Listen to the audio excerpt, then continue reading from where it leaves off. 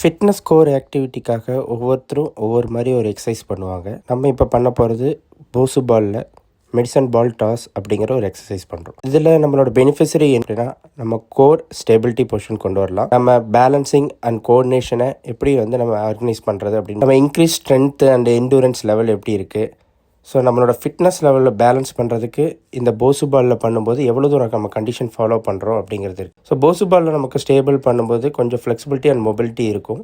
அதை நம்ம எப்படி பேலன்ஸ் பண்ணுறோம், அதை வச்சு நம்ம எப்படி ஃப்ளெக்சிபிலிட்டி மொபிலிட்டியை இன்க்ரீஸ் பண்ணுறோம் அப்படிங்கிறதுக்கு இந்த போசு பாலில் பண்ணக்கூடிய எக்ஸசைஸ் ரொம்ப இம்பார்ட்டன்ட் ப்ளே பண்ணி. இதெல்லாம் பண்ணும்போது நம்மளோட அஜிலிட்டி ட்ரைனிங்கும் இதில் இன்க்ரீஸ் ஆகும்.